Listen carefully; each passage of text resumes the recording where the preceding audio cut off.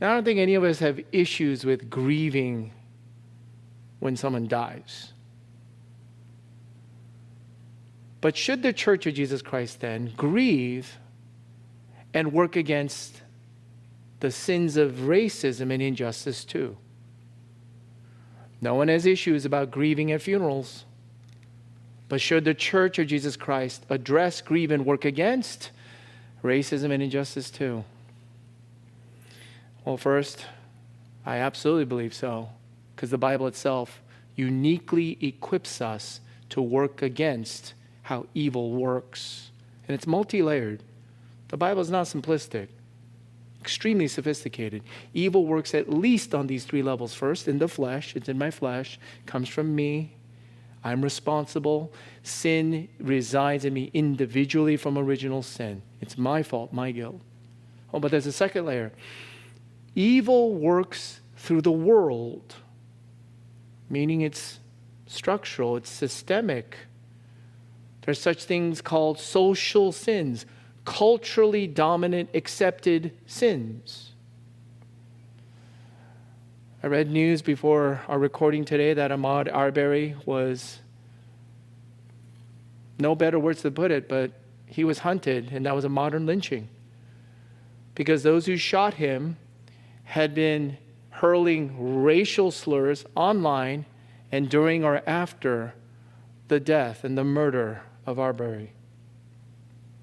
A third layer of how evil works comes from the devil, yes. The devil tempts, the devil lies, the devil seeks to destroy and take away life. Should the church grieve and work against it? Why else would the Bible equip us to do so? Second, church history. Church history is not too good on this. Not just the white majority American church, but the Asian American church too. Some people will say, well, the past is past. Aren't we making enough progress? Let's not pay attention to history. Just leave it there. And some will go so even far as to say, I'm just so tired of this topic. Why is everyone always talking about or tweeting or putting, blasting social media about racism and injustice? I can understand and appreciate your fatigue. But would you please consider how much more tiring it must be for black brothers and sisters, to whom it's not just a topic, but it's something traumatic and something they still suffer today? At the 2015 Golden Globes, Tina Fey, one of the hosts, delivered this line: "The movie Selma is about the American civil rights movement that totally worked, and now everything's fine." The church must address and work against racism and injustice. Third, it's because we're going to win or lose the next generation. Taylor's been asking me this week, some of her friends are saying, is Jesus coming back sooner than later? She was a little frightened. Some friends were certain that this means Jesus is coming back real soon. She asked me about that.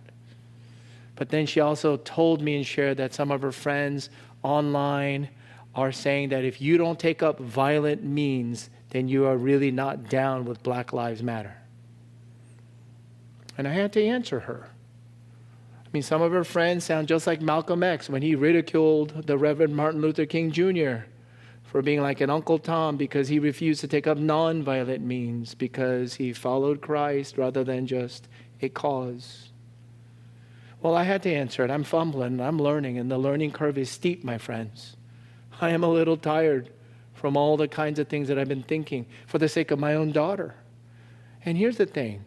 If I don't teach her, if I don't try to answer her, if I don't disciple my own household, and the church does not disciple the next generation, someone else will. Someone else will. The Bible equips us to work against how it works, evil how it works, church history. It's a very mixed bag, nothing to brag about.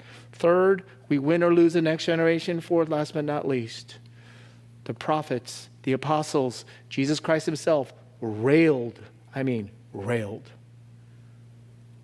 racism and injustice. The one time where Jesus overturned the tables in the temple, do you know what that was about? Because Jesus abhors the superiority versus the inferiority dynamic. He abhors power completely overtaking and dominating the powerless. Rich versus poor. Partiality. Looking down upon based on race. And Christian people take a stand against racism and injustice, not because it's popular or unpopular, not because it's political, not because it's opportunistic, but because God himself made every human being in his own image. Oh, the Psalms say, you have been fearfully and wonderfully made. And what would you do, my friend, if your best work of art, like a masterpiece that you put up there, someone comes and spits upon it, rips it apart, defaces it? How would you feel? This is somewhat akin to what God must be feeling. God himself grieves.